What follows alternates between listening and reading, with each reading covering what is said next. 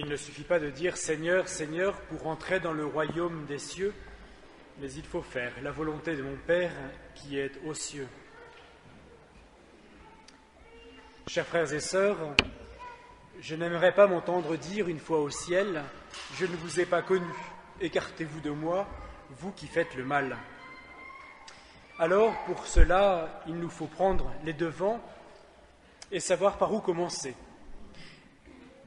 La solution que semble donner Jésus, finalement, vous allez peut-être me dire que ça n'a pas beaucoup vous éclairé, mais finalement, c'est de faire la volonté de son Père, qui est aux cieux. Qu'est-ce finalement que la volonté du Père, si ce n'est que de nous partager sa divinité, que de nous faire participer à sa bonté? Finalement, pour accomplir ses desseins, il suffirait plutôt de faire la sienne que la nôtre. Il faudrait faire sa volonté parce qu'il se penche sur nous, aussi attentif qu'une mère sur son nouveau-né. Alors, laissons-le faire. Alors, si on peut dire, deux solutions s'offrent à nous dans la vie. Soit nous sommes un malade qui recherche désespérément un médecin, le meilleur. Soit finalement, c'est le médecin qui se met à la recherche du malade. Soit on se met à badigeonner notre vie de Seigneur, Seigneur, soit on laisse le bon Dieu nous appeler homme, homme, mon fils. Alors peut-être qu'il nous suffira de prendre la voix des petits, la voix des simples, et de répondre oui, oui, j'arrive, je vais là où tu veux, je fais ce que tu veux, je t'écoute et je laisse pénétrer en moi ta parole jusqu'au plus profond de mon quotidien. Là, peut-être que l'homme pourra dire Dieu, je le connais, et Dieu pourra dire voilà, l'homme existe, je l'ai rencontré.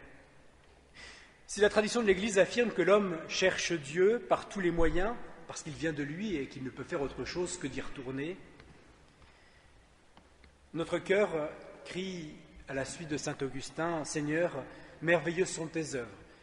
Tu nous as fait pour toi et mon cœur n'est sans repos, tant qu'il ne demeure en toi. Mais s'il faut avouer que le chemin de celui qui veut demeurer en Dieu n'est pas facile. On pourrait avoir l'impression de devoir mener sa vie comme on construit une maison, où nous sommes totalement responsables et aussi finalement coupables. C'est, si l'on peut dire, la voie des forts et des super saints. Alors, oui, laissons Dieu nous appeler, laissons-nous séduire par Dieu. Là, il se fera alors connaître à nous, il aura tous les privilèges, il partira à notre recherche parce qu'il sait que nous cherchons la vérité et cela nous rendra libres. Père, que ta volonté soit faite. Alors oui, Dieu nous appelle, Dieu le très grand, Dieu le tout-puissant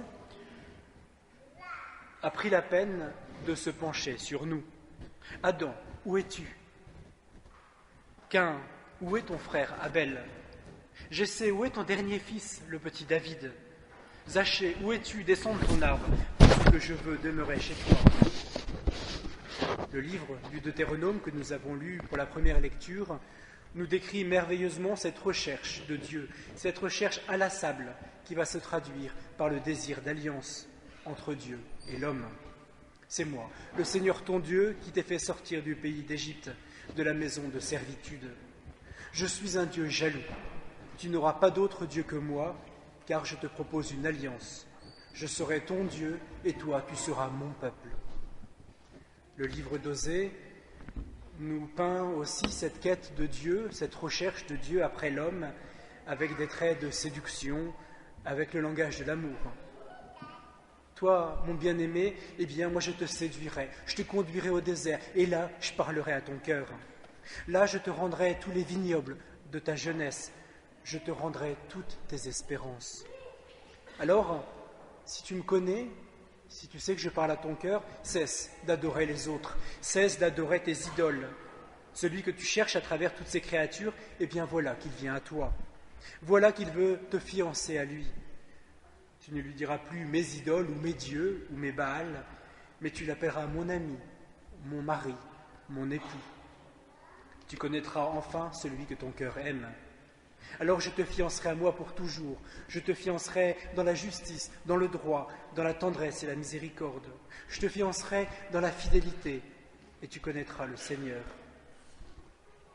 Chers frères et sœurs, ce mystère d'attraction divine est le lieu de l'alliance que le Très-Haut veut absolument sceller avec chacune de ses créatures. Mais il nous laisse le temps d'y répondre. Dieu nous aime d'un amour jaloux, un amour préférentiel. Il nous veut pour lui seul, parce qu'il désire, d'un grand désir, nous partager son propre royaume. Telle est la bonté de Dieu, telle est la grandeur de Dieu. Dieu ne peut supporter de voir que l'homme s'égare. Dieu ne peut supporter de voir sa si belle créature adorer des dieux à tête de veau. Dieu connaît la valeur de l'homme et il ne peut le laisser se prosterner devant des créatures corruptibles, des oiseaux, des quadrupèdes, des reptiles. Saint Paul nous dira « Ils ont échangé la vérité de Dieu contre le mensonge, adoré et servi la créature au lieu du Créateur. » Si l'on peut dire, c'est la méconnaissance de Dieu qui conduit l'homme à l'infidélité.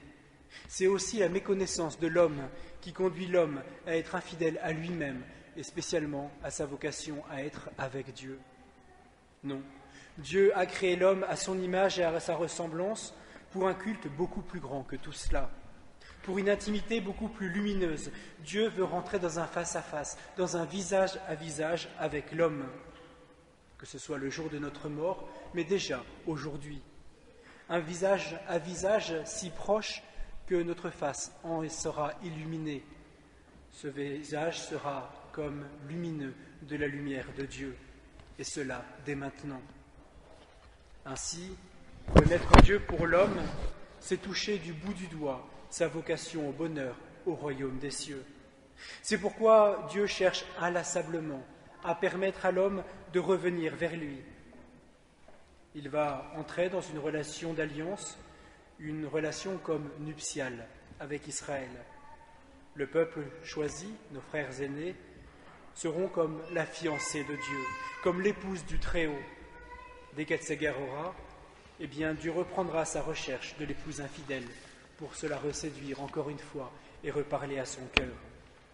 Dieu veut de tout son cœur et de toute sa puissance, mais il est limité par notre volonté, que tout homme, que absolument tout homme soit sauvé et parvienne à la connaissance de la vérité. Moi, je suis le Seigneur, ton Dieu, et toi, qui es-tu ? Telle est la miséricorde de notre Seigneur.